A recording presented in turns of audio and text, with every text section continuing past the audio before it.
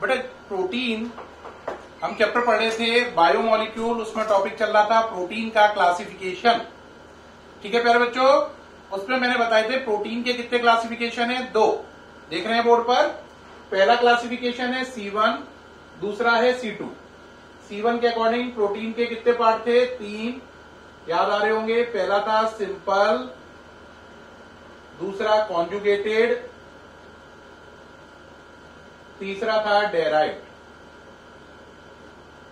जो प्रोटीन का पहला क्लासिफिकेशन है वो मैंने पिछले वीडियो में पूरा समझा दिया है। C1 इससे पिछले वाले वीडियो में पूरा हो चुका है। अब बारी है C2 की। C2 के अकॉर्डिंग प्रोटीन 2 टाइप की होती हैं। कितने टाइप की होती हैं प्रोटीन, 2 टाइप की। कितने टाइप की, 2 टाइप की। 2 टाइप की होती हैं। अब आप कहोगे 2 टाइप की जो होती हैं सर उनके नाम क्या हैं? उनके नाम है, पहले का नाम है आपका ग्लोब्यूलर, दूसरे का नाम है फाइब्रस। क्या क्या नाम है बोलो? ग्लोब्यूलर दिखाई दे रहा है और फाइब्रस। कितने क्लासिफिकेशन है प्रोटीन के? 2।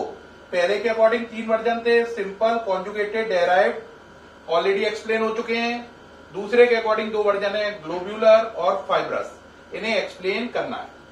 इन्हें एक्सप्लेन करने के लिए आप क्या करो, बीच में लाइन खींच लो तो जल्दी समझ पाओगे, यानी डिफरेंस के रूप में भी लो, है ना। तो इन्हें डिफरेंस के रूप में एक्सप्लेन करते हैं।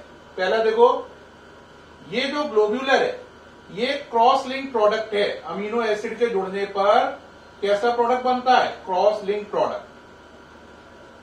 तो these proteins are cross link product या these protein are condensation product, condensation cross-link product of alpha amino acid. These protein are condensation cross-link product of alpha amino acid.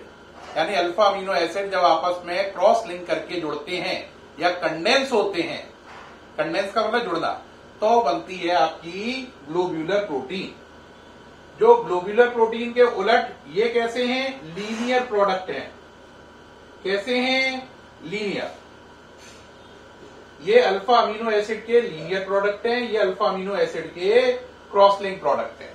दोनों में अंतर समझ में आया? एक में क्रॉस लिंक है और एक में लीनियर है। दूसरा, ये एसिड में भी घुलती हैं और बेस में भी। यानी एसिड के एसिड डालो तो अब ये प्रोटीन उसके अंदर घुल जाएगी, बेस में भी सॉल्युबल है। तो these protein are soluble in acid as well as bases. लेकिन ये क्या है? इनसॉल्युबल। पॉइंट ये 1 था बेटा, सॉरी ये 2 है। ये क्या है? इनसॉल्युबल, यानी कि ये घुलती नहीं है, ना एसिड में घुलती हैं और ना ही बेस में घुलती हैं। तो अभी तक आपने इनमें कितने अंतर पढ़े? 2। बताओ कौन कौन सा? ग्लोब्यूलर प्रोटीन जो है वो क्रॉस लिंक प्रोडक्ट हैं, फाइब्रस प्रोटीन जो है लीनियर प्रोडक्ट हैं। क्रॉस लिंक और लीनियर जानते हो ना? हाँ। दूसरा, ये एसिड और बेस दोनों में सॉल्युबल हैं। ये ना एसिड में घुलती हैं ना बेस में, यानी कि ये इनसॉल्युबल है एसिड में भी और बेस में भी। ठीक। तीसरा पॉइंट, क्योंकि ये क्रॉस लिंक है तो ये 3D शेप की होती हैं। 3D शेप की होती हैं। ये लीनियर है तो ये 2D शेप की होती है। कौन सी की? 2D। 3D, 3 dimensional. 3 डायमेंशन कौन कौन सी होती हैं? लंबाई, चौड़ाई, ऊंचाई, लेंथ, ब्रेथ एंड हाइट। तो इनमें तीनों डायमेंशन है। किसमें? ग्लोब्यूलर में, है ना। तो 3D है ये। इनमें 2 ही डायमेंशन है तो ये 2D है। अब इसके बाद 3 डिफरेंस के बाद चौथा डिफरेंस आता है एग्जाम्पल का। जो ग्लोब्यूलर प्रोटीन है, कौन सी प्रोटीन है? Globular protein.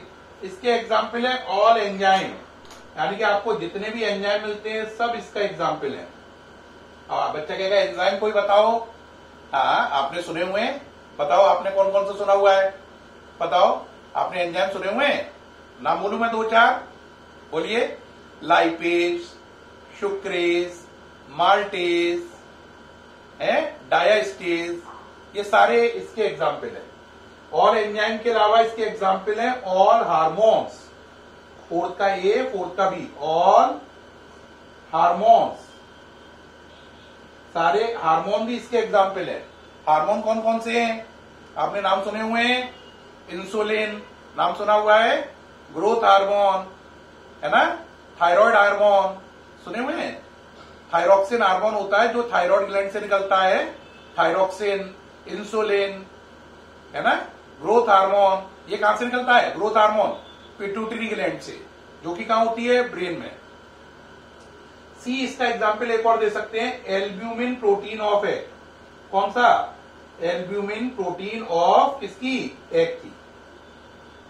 तो इसके एग्जाम्पल क्या हुए? सारे एंजाइम, सारे हार्मोन और एल्ब्यूमिन प्रोटीन ऑफ एग। अब कहोगे सर इसके एग्जाम्पल बताओ। इसके एग्जाम्पल में फर्स्ट एग्जाम्पल है बेटा आपका, अभी मैंने बताया था, केराटिन प्रोटीन ऑफ हेयर। बालों में जो मिलती है केराटिन प्रोटीन, किसकी है? बालों की। और इसका दूसरा एग्जाम्पल है myosin protein of muscle. Myosin protein कहां मिलती है? मसिल में। कहां मिलती है? मसिल में। मसिल समझ गए? ये देखो जैसे ये हो गई आपकी मायोसिन प्रोटीन, ये बाइसेप ट्राइसेप में, ठीक है, ये बाइसेप और नीचे ये ट्राइसेप, ये मायोसिन प्रोटीन हो गई। तो प्रोटीन के दूसरे क्लासिफिकेशन के अकॉर्डिंग प्रोटीन कितने टाइप की है? 2 टाइप की, ग्लोब्यूलर और फाइब्रस। दोनों में डिफरेंस समझेंगे एक एक करके। देखो, ग्लोब्यूलर क्रॉस लिंक प्रोडक्ट है, फाइब्रस लीनियर प्रोडक्ट है। ग्लोब्यूलर एसिड और बेस दोनों में सॉल्युबल है, ये दोनों में इनसॉल्युबल है। कौन सी? फाइब्रस। ना एसिड में घुलती है ना बेस में। ये 3D है, 3 डायमेंशन है, लेंथ ब्रेथ हाइट। ये 2D है, 2 डायमेंशन है, लेंथ एंड ब्रेथ। इसमें हाइट नहीं है, हाइट नहीं है। इसका एग्जाम्पल है सारे एंजाइम, सारे hormone, albumin protein of egg. इसका एग्जाम्पल है केराटिन प्रोटीन बालों की, मायोसिन प्रोटीन मसिल की। अब आपको पूरे बोर्ड नजर आ रहा होगा, देख लो। उम्मीद है ये आपको पूरा क्लियर हो गया होगा। तो कल हमने पढ़ा था प्रोटीन क्या है। प्रोटीन क्या है? ऐसा पॉलीपेप्टाइड जिसका मॉलिक्यूलर मास 10,000 से ऊपर है। आज हमने पढ़ा प्रोटीन के कितने क्लासिफिकेशन है? 2। पहले के अकॉर्डिंग 3 वर्जन है, सिंपल, कॉन्जुगेटेड, डेराइव्ड। दूसरे के अकॉर्डिंग 2 वर्जन है, ग्लोब्यूलर, फाइब्रस। अब अगर ग्लोब्यूलर और फाइब्रस में डिफरेंस आए तो आप डायरेक्ट ऐसे लिख देंगे, लेकिन मान लो एग्जाम में केवल ग्लोब्यूलर आए या केवल फाइब्रस आए, तब क्या लिखोगे? तब इन्हीं को पॉइंट बना देना। जैसे ग्लोब्यूलर प्रोटीन है तो point number 1, these are cross link condensation product of alpha amino acid. Point number 1। Point number 2, they are soluble in acid as well as in bases. Point number 3, they are 3D in shape. Point number 4, example लिख दो। अब मान लो खाली globular नहीं, केवल खाली कौन लिखने को आए? फाइब्रस। अब बताओ क्या लिखोगे? बच्चे कह रहे होंगे आप क्यों बता रहे हो, हम समझ तो गए हैं, एक ही बात 10-10 बार तो बताते हो तुम, लेकिन फिर भी मैं रिपीट कर रहा हूं। फाइब्रस में बताओ 4 पॉइंट क्या होंगे, आप मेरे साथ बोलो। पहला, these are linear condensation product of alpha amino acid. Point number 2 लिखा जाएगा, they are insoluble in acid as well as in bases. Third, they are 2D in shape, है ना। Fourth, their example are keratin protein of hair and myosin protein of muscle.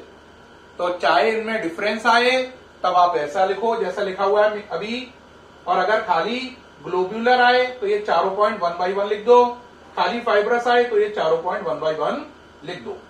क्योंकि exam में globular और fibrous में difference भी पूछा गया board exam में, और एक बार बोर्ड एग्जाम में क्वेश्चन आया एक्सप्लेन ग्लोब्यूलर प्रोटीन, एक बार बोर्ड एग्जाम में क्वेश्चन आया एक्सप्लेन फाइब्रस प्रोटीन, है ना, और एक बार क्वेश्चन आया differentiate between globular and fibrous protein.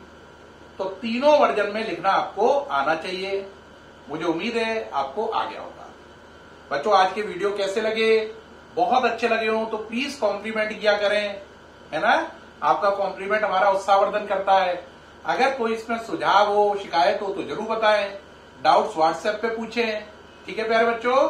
इस चैप्टर के नोट्स में डालने वाला हूं, एक आध दिन के अंदर इसके नोट्स आपके व्हाट्सएप पे डाल दूंगा, व्हाट्सएप ग्रुप पे डाल दूंगा।